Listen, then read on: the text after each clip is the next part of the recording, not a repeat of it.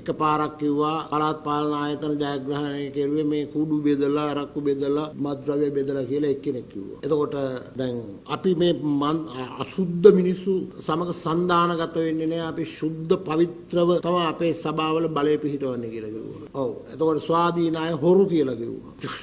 දැන් අපිට පේනවා වඩාත් ප්‍රසිද්ධ ඔය මහින්ද රාජපක්ෂ මහත්තයානේ පක්ෂ කැඩුවා. පක්ෂවල මිනිස්සු ගත්තා. ලොකු දැවැන්ත ලංසු තිබ්බා. සල්ලි දීලා ගත්තා. ඒ වගේ දේවල් වලට කප් ගහලා හිටියේ මහින්ද රාජපක්ෂ මහත්තයා. හැබැයි ඒ ගහපු කප් කැලේ දැන් මේගොල්ලෝ ගහන කප් දැන් ප්‍රාය සභා පළාත් පාලන අපේක්ෂක මන්ත්‍රීවරයෙකුට කවදාවත් ඔය ලක්ෂ 25 50 ඔපරාවේ නැහැ. එහෙම ලංසු ආවේ නැහැ. අන්න මේ සැරේ ඉතිහාසයේ පළවෙනි වතාවට ඔය ලක්ෂ 5ට 10ට ඕවා එහා මෙහා වුණා මිසක් ලක්ෂ 25ට 50ට ඒ වාලේ වුණේ නැහැ. ඔන්න මහින්ද රාජපක්ෂ මහත්තයාගේ රෙකෝඩ් කඩමින් අනුර කුමාර දිසානායකගේ ආණ්ඩුව සුද්ධද අසුද්ධද ඒවා වැඩක් නැහැ. තල ගොයිද කබර ගොයිද ඒවා වැඩක් නැහැ.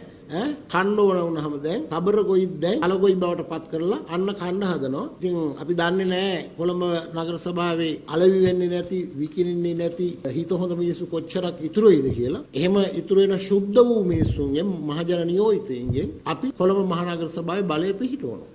සජබෙට ජාවාරංකාර ව්‍යාපාරික පැලන්තියකුත් නැහැ. සජබෙට ස්ථාවර කෝටි ගණනක් තියෙන ස්ථාවර තැන්පතුත් නැහැ. හැබැයි ඉතින් මාලිමාවේ කෝටි ගණන් ස්ථාවර තැන්පතු තිබුණාට ඒ සත පහක්වත් හොල්ලන්නේ නැහැ. අර මං කියපු ලුණු වලින් අරකින් මේකෙන් ගෝඨාභය රාජපක්ෂ සීනි වලින් කළා වගේ ඔය එළියට යවන කන්ටේනර් වලින් එතකොට අන්නේ ජාවාරංකාර ව්‍යාපාරිකයින්ගේ ගාව තියෙන දැවැන්ත සල්ලි තියෙනවා සල්ලි කුට්ටි. ඒ සල්ලි කුට්ටි තමයි මේ බලය වෙනස් කිරීම සඳහා යම් යම් අයට අර ලොකු ඔපර්ස් වලට ගිහිල්ලා තියෙනවා. ඉතිහාසයේ පළමු වතාවට මහින්ද රාජපක්ෂ මහතා පරදවෙමින් ඔහුට කිට්ටුවකටවත් එන්න ඉඩ නොදෙමින් මෙන්න අනුර කුමාර දිසානායක මහත්තයා අල්ලස් දෙමින් දැන් මේ ඒගොල්ලන්ගේ ආණ්ඩුව മന്ത്രിවරු බිලිබා ගන්න හදනවා. ඉතින් මම අහන්නේ කැත නැද්ද කියන එක තමයි මම අහන්නේ.